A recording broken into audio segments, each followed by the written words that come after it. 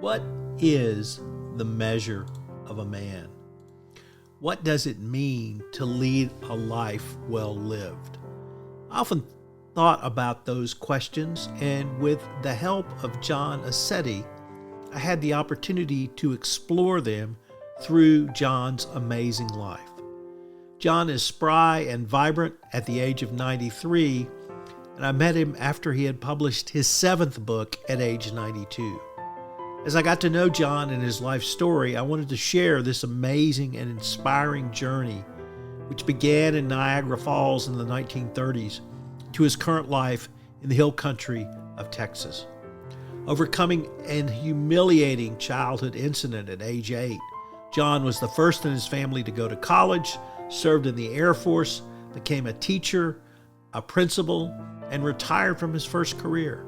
In his second career, he and his wife traveled internationally and ended up in Kerrville, Texas, where John began yet another career as an author. Join me on this most fascinating journey from last to first with John Aceti. In this episode, John Aceti talks about international exchange student programs he was involved with. Hello everyone, Tom Fox back with John Aceti. John, we are to the point where you're about to tell me about something on the team to Sweden. Could you tell us about that? I'd be very happy to and honored to do it.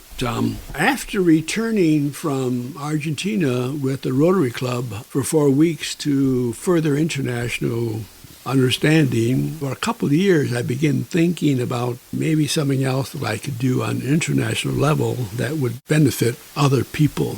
And so I think it was 2 years after my wife and I had an exchange student from Sweden stay at our house. And during our many discussions and talks, I asked them what was it like in Sweden to live and what was the latest information about the culture of Sweden, the experiences that you've had in Sweden as a student. And the thought that I had was, wouldn't it be a good idea?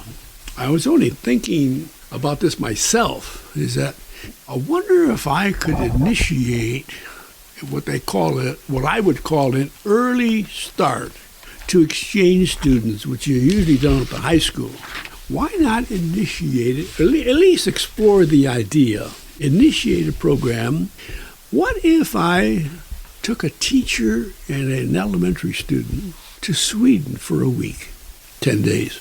Visit their schools, the student would attend classes, the teacher would teach, do some teaching there, and I would try to talk to as many different people as possible, such as not only students, teachers, administrators, superintendent, people in the public, college people, which I did, and find out more about the culture and the history of Sweden and compare it to our own.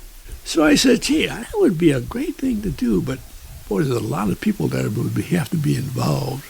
And so I wrote up a proposal for this to, again, just my school, is to discuss it with the faculty and give them an opportunity to see if anyone may be interested. And we would go during Easter vacation, our Easter vacation, and the student and teacher would not lose out in any school. And we would stay like a week, maybe 10 days. And this would not be a vacation. This would be a working session, by the way, for all of us. And we would try to obtain as much information from all kinds of people while we were there as a learning situation.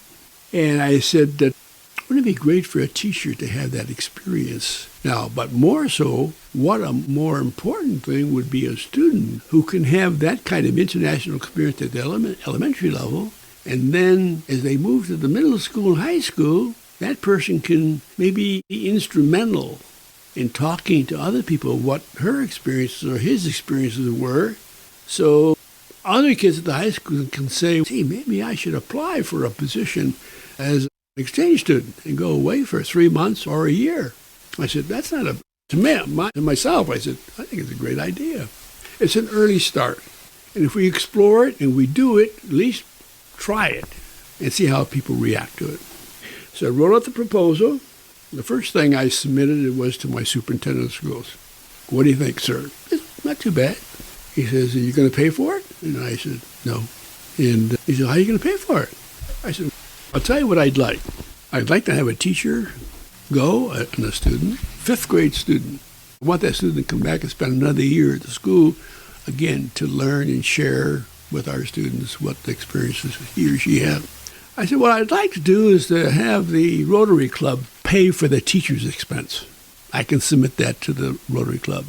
And as far as the student's concerned, I would ask the PTA to do that if they're interested. And if that all works out, then I'll pay my own way. He said, that's not too bad. He said, I have to talk to the board about this. I said, that's fine, no problem. I understand. I already knew that. And if I get approval, then he says, go ahead and follow up on it. Because I would have to write to the Rotary president and the PTA president to find out if they're interested. And that's what I did. I found out Rotary was extremely interested because they're internationally excited about things like that. And the PTO said, yeah, sure, why not? And then I would have a subcommittee of Rotarians select the teacher and student, not me. They would select. They would have to go for an interview. Not only interview the student, but interview their parents, explain everything, what would happen. The teacher would be responsible for the student, and I'd be responsible for both of them.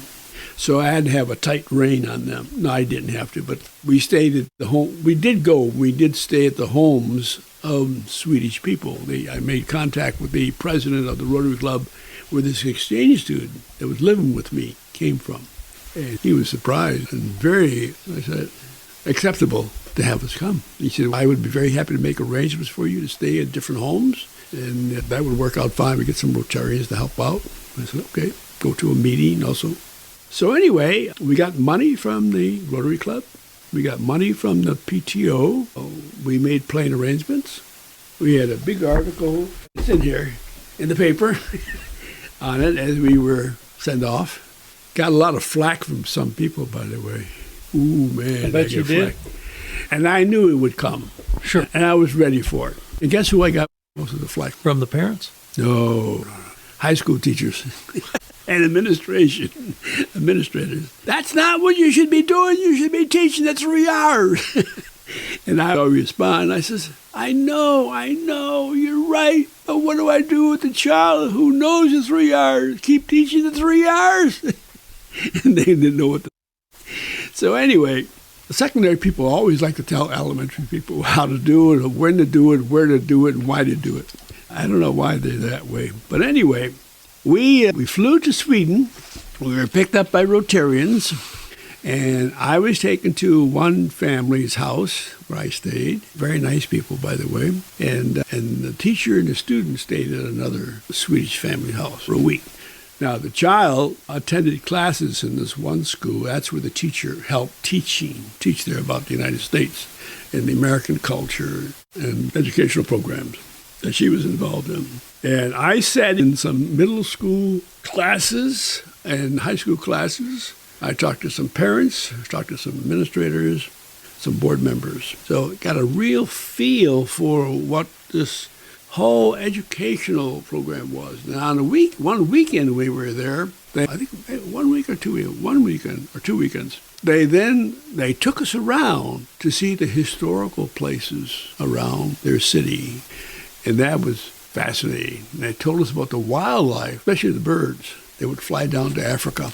I think there were swans, and they came up north every summer. And they showed us some of the swans that were there. They're just arriving, they said. But it was a spectacular experience, primarily because people opened up and were willing to share and willing to talk and willing to accommodate us. And I thought that was just awesome, by the way. But as the principal, director, call it what you want, we were each responsible for maintaining a journal. Extremely important, including me. And now, there was one other person that came with us, and I didn't expect this. That was a surprise, and I approved of it. One of the board members, the school board member.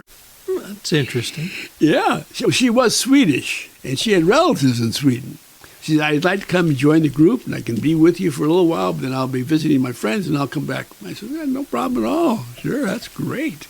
And we can talk about this with our Swedish friends, that we brought a Swedish person with us who has relatives here. Talk about connections. My God, it's just wild. we came back now. The student and teacher, including myself, we gave a talk to the whole school, an assembly program, explained the program to them. And they submitted their application, submitted their diary journal. They had to write up the whole program. They sent one to me, each of them. They sent one to the PTO president, the Rotary president, the superintendent of schools, and I think that was it.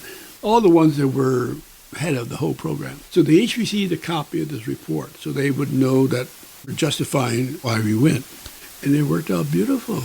And got a lot of positive reactions from my school staff and students and parents. They were so overjoyed that this opportunity was given to their students, to their teachers, and to their school. But that was my thinking, international. And why shouldn't we? Why shouldn't we do that? As an early start, because when those kids get to high school, they have to start making some major decisions. Do they want to become a student, an exchange student? Do they want to travel abroad? I've had that experience, and that's what they apply when they get older. That was it. John, I think we're at the end of this episode, so I look forward to continuing this conversation. Thank you. Same here, Tom. I appreciate your interest and your time. This is Tom Fox again. I hope you've enjoyed this episode 1 of From Last to First, the John Aceti story. It's been my privilege to work with John on this project. He has used it to jumpstart his autobiography, which will be coming out in the next month or two, and I will certainly let you know when that happens. We've linked to John's author page on Amazon.com in the show notes, so check out some of the great books by John Aceti. From Last to First, the John Aceti story is a special production of the Texas Hill Country Podcast Network.